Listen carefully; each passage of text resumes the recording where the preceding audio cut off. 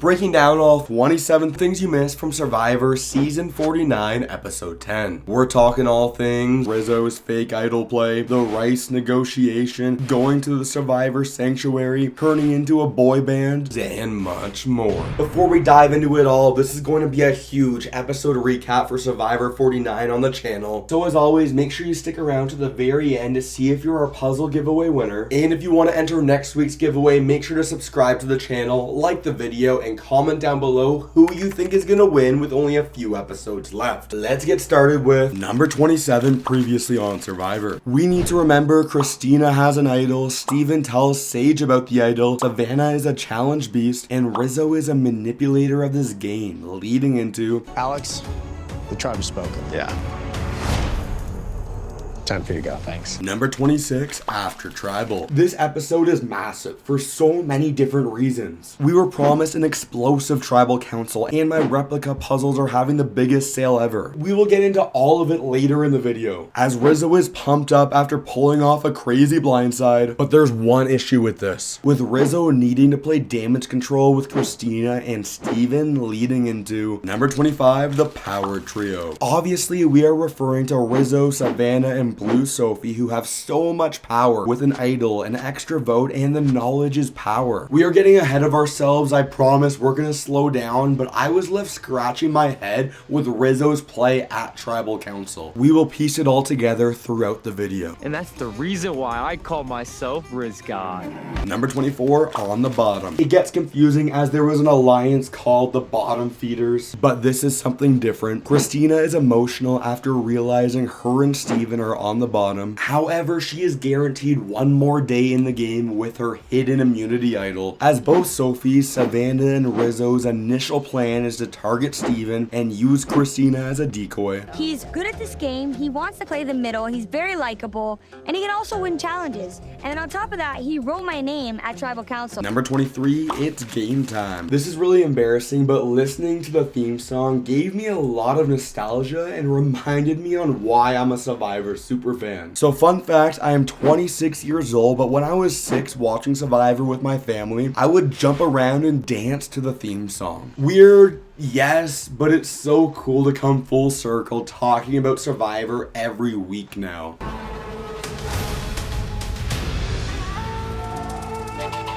Number 22, it's saving time. With only a few episodes left in Survivor 49, it's time to talk the biggest idol plays discount of the season, only for Survivor superfans. In fact, this is the biggest idol plays discount ever. The first 10 people to use the code Black Friday 35 get 35% off their entire order.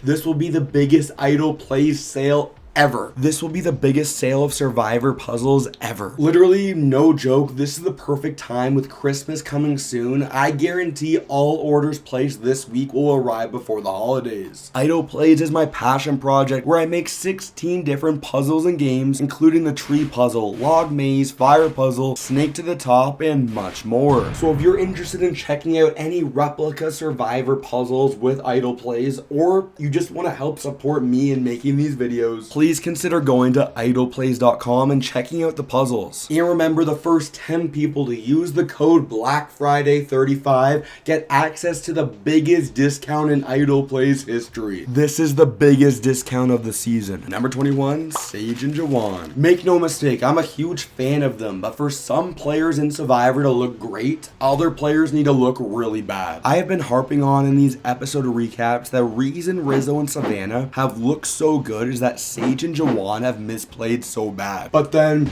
Sage tells Jawan that Christina has the idol. So in retaliation, Jawan plays games with Steven to test him on this. These players are overplaying so much. I'm looking at him dead in his soul, and I know that he's lying to me.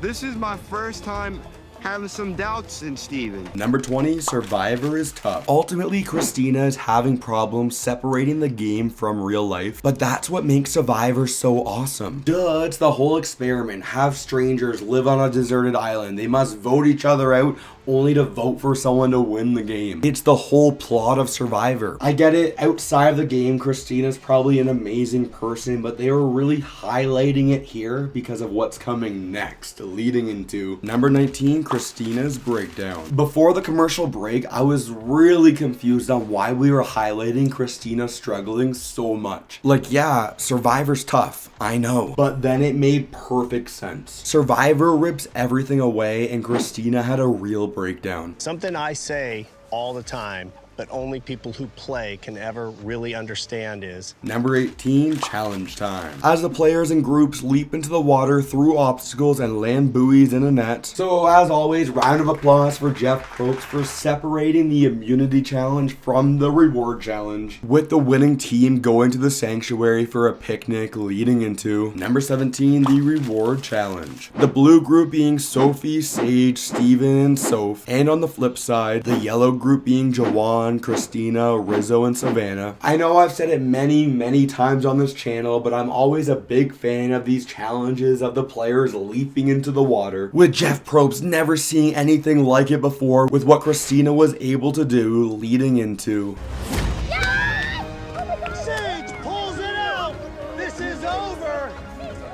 Huge reward. number 16, the losers. We all knew Christina was in rough shape, but Rizo is as well. In reality, Rizo isn't weak. Christina isn't weak either. But these things happen. In Survivor, in life, whatever, negativity will always spread faster than positivity. As Jawan attempts to catch some fish to make everyone feel better, which is so cool because Rizo is actually the person he's trying to get out. Hey, not bad for a city boy.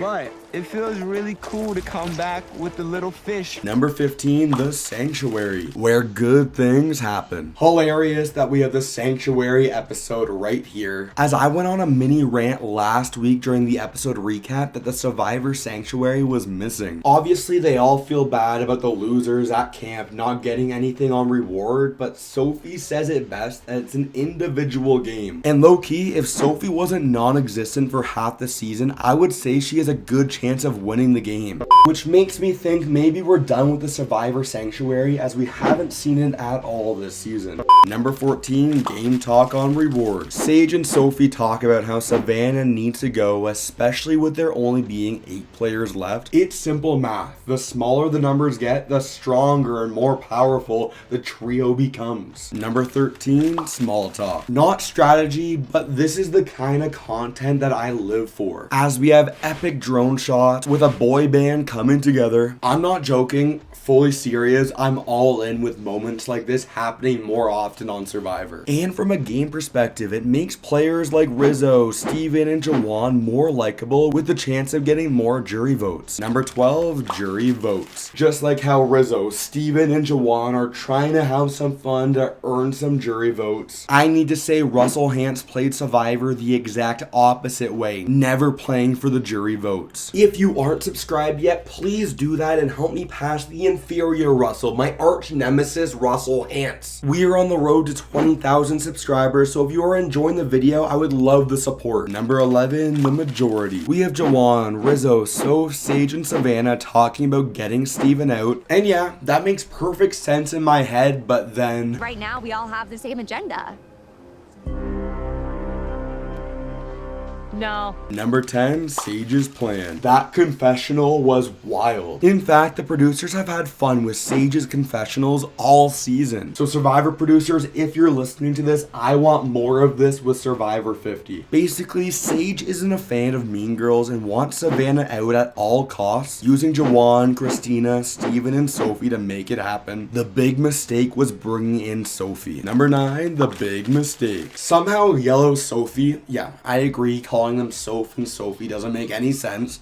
So yellow Sophi is somehow in the middle of everyone now, knowing half the group wants Steven out and half the group wants Savannah out. The question is, what's the smarter move for yellow Sophi? And the answer is simple. Rizo, Savannah, and Soph are way too powerful. You need to be with them. Feeling like I had no power in this game to I don't want to say picking who goes home, but it kind of feels like that. Number 8, challenge time. As the players race into a teeter-totter and maneuver discs, grab a handle, and solve a puzzle. If you didn't know, I'm a huge fan of Survivor puzzles, but I hate forced rice negotiations. Number 7, the rice negotiation. Oh, look at the time. It looks like we're due for our forced and cringy rice negotiation. This negotiation requires 3 people to sit out of the challenge, but then they call Jeff Probst out on the bluff. Savannah and Jawan try to negotiate with Jeff on the price, only for it to go nowhere. Number 6, the challenge. A fun teeter-totter and spinny thing gave this challenge a fun feel, but then we get to the best part with the puzzle. I promise it'll be the final shameless plug of the video. We're having the biggest deals ever with my Survivor puzzles. I'm really not joking. Every order helps keep the lights on around here leading into...